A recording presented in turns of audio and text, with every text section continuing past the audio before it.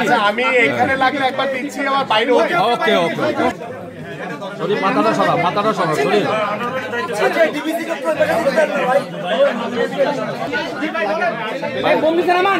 শরীফুল বড় ভাই একটু ধরে না আন্তরিকভাবে দুঃখ প্রকাশ করছি যে আমার আজকে এখানে বিকাল 3টার সময় উপস্থিত হওয়ার কথা ছিল, বাট অনাকাঙ্ক্ষিত রাস্তার অনেক ট্রাফিক জ্যামের কারণে আমরা নির্ধারিত সময় পৌঁছাতে পারিনি এবং আপনারা প্রিয় সাংবাদিক ভাইরা দীর্ঘক্ষণ ধরে অপেক্ষা করছেন। এই জন্য আমি আমার পক্ষ থেকে, আমার দলের পক্ষ থেকে আন্তরিকভাবে দুঃখ প্রকাশ করছি। এবং আজকে আমরা যেখানে উপস্থিত হয়েছি আমাদের ফুটবলার সোহান, ওর যে বিস্ময়কর যে প্রতিভা দেখলাম, ওর ফুটবলের প্রতি যে ওর ভালোবাসা, ভালো লাগা এবং ওর বাবার যে সোহানকে একজন বড় ফুটবলার হওয়ার যে স্বপ্ন দেখছে, আমাদের মাননীয় ভারপ্রাপ্ত চেয়ারম্যান জনাব তারেক রহমানের নজরে যখন এই ভিডিওটি দৃশ্যমান হয়, তিনি তাৎক্ষণিকভাবে আমাকে নির্দেশনা দিয়েছেন যে আমরা এই সোহানের পড়াশোনা থেকে শুরু করে ওর খেলাধুলার সকল দায় দায়িত্ব আমাদের মাননীয় ভারপ্রাপ্ত চেয়ারম্যান জনাব তারেক রহমান নিয়েছেন এবং পারিবারিকভাবেও তার যেই পাশে থাকার জন্য আমার দল, আমাদের বাংলাদেশ জাতীয়তাবাদী দল বিএনপি এই সোহানের পরিবার এবং সোহানের বাবার পাশে রয়েছে। এবং আমরা বিশ্বাস করি আমাদের মাননীয় ভারপ্রাপ্ত চেয়ারম্যান জনাব তারেক রহমান সব সময় আমাদের এই ধরনের ছোট ক্ষুদে যারা প্রতিভাবান মানুষ রয়েছে, যারা ভবিষ্যৎ বাংলাদেশের জন্য অনেক কিছু সুনাম বয়ে আনতে পারে, আমরা সেই চিন্তা থেকেই আমরা আজকে এখানে উপস্থিত হয়েছি এই সোহানের বাসায়।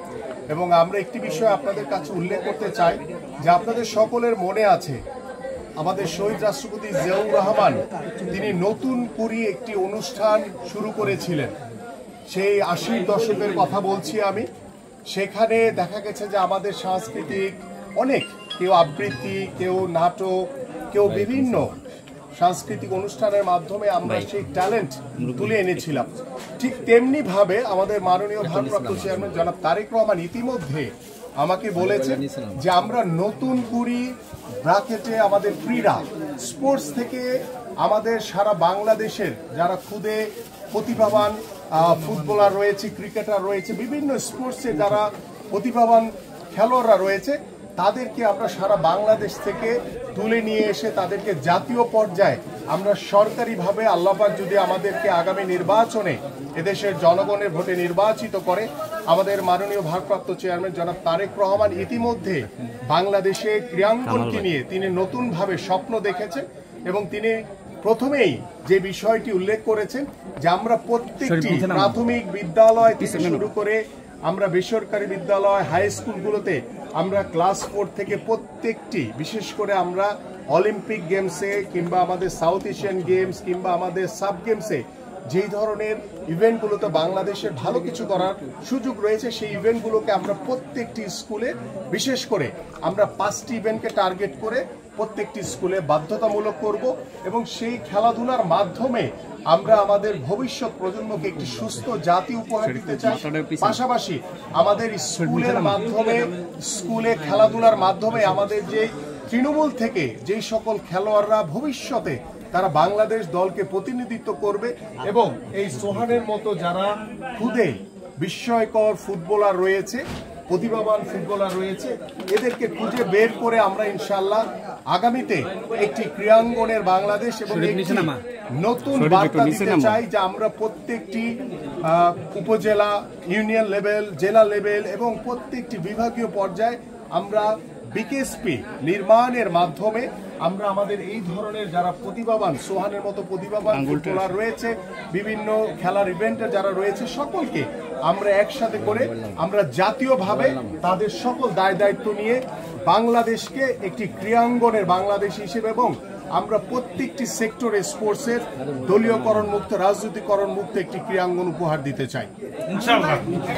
আজকে সোহানের জন্য ওর খেলার বুট, ওর জার্সি, ট্রাউজার, ওর সিঙ্গার, ফুটবল সহ কিছু উপহার সামগ্রী সোহানের জন্য নিয়ে এসেছি এবং পাশাপাশি ওর পরিবারের পাশে আমার হাতে কিছু আর্থিক কিছু সহযোগিতা আমি সোহানের বাবাকে করে যাচ্ছি এবং প্রতি মাসে আমাদের মাননীয় ভারপ্রাপ্ত চেয়ারম্যান ওর জন্য প্রতি মাসের 5 তারিখের ভিতরে একটি সম্মানজনক অ্যামাউন্ট তিনি পাঠাবেন, যেটি ওর পড়াশোনা, ওর খেলাধুলা, পাশাপাশি ওর পরিবারও যাতে আর্থিকভাবে সেই সচ্ছলতা ফিরে পায়, সে বিষয়ে আমরা ইতিমধ্যে সিদ্ধান্ত নিয়ে এসেছি এবং ইনশাআল্লাহ আমরা আগামী মাস থেকে সোহানের পাশে আল্লাহপাক যতদিন আমাদেরকে বাঁচিয়ে রেখেছে, ইনশাআল্লাহ বাংলাদেশ জাতীয়তাবাদী দল বিএনপি সবসময় এই সোহান এবং সোহানের পরিবারের পাশে সবসময় থাকবে।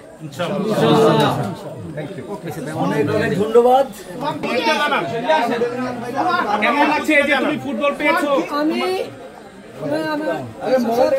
অনেক দেখছি, আমার মনে হইলো এই দেশে আমার জন্ম নেওয়া এক সার্থক বিষয়। আজ বাংলাদেশে জন্ম নিয়ে আমি মনে করি এক সার্থক। আমার বাড়ি আজ যদি আমি কি বলবো, আমার কোনো ভাষা নেই। আশা করি আপনার আমার ছেলে খেয়াল রাখবেন। আমার খুব ইচ্ছা বিকেএসপিতে ভর্তি করবেন আমার ছেলে। এই ছেলে তো আসলে আমার মাতা, আমাদের দেশের মাতা, ভালো ভাববেন আমার সোহানের জন্য, এটা আমি আশা করি। তারপরেও আমি বলি এই ছেলে তো আমার না, এই ছেলে আপনাদের, এই দেশের সম্পদ। আপনারা সরকার মিলে অনেক বিকেএসপি ভর্তি করে ভালো একটা কিছু করে দিয়ে, এটাই আমার আছে। জার্সি পাইছো, বুট পাইছো, ব্যাগ পাইছো, এটা বলো। আমিনুল আঙ্কেলকে ধন্যবাদ।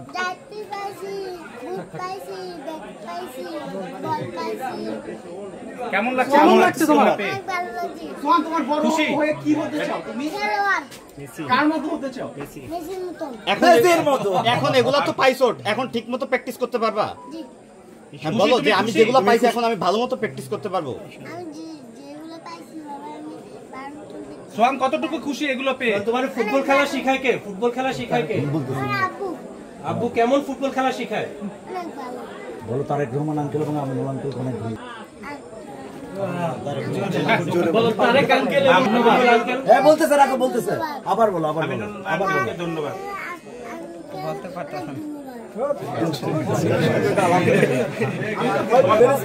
তোমাকে কে দিয়েছে? Aminul uncle. Aminul uncle, Aminul uncle. আমরা বাইরে গিয়ে আরেকটা নিব। বাইরে গিয়ে আরেকটা নিব।